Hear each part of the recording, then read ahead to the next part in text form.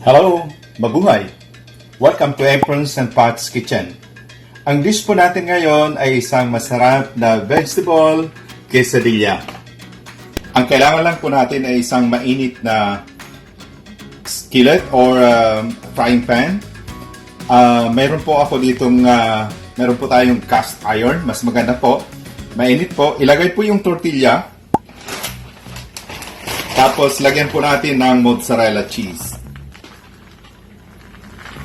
At hintayin lang po natin mag-melt yung cheese.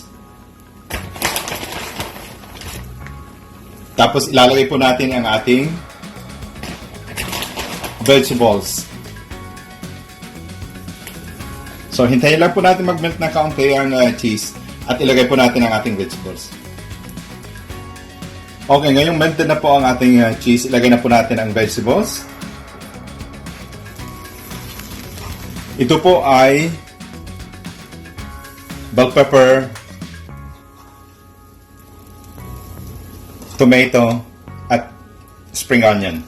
Pwede po kayong mag-sub ng kahit anong gusto ninyong vegetable, gaya ng mushrooms. Pero mas maganda pong lutuin muna ninyo.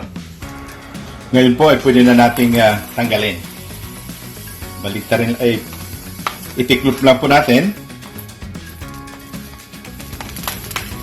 At pwede nang tanggalin. Ngayon po ay plate na natin.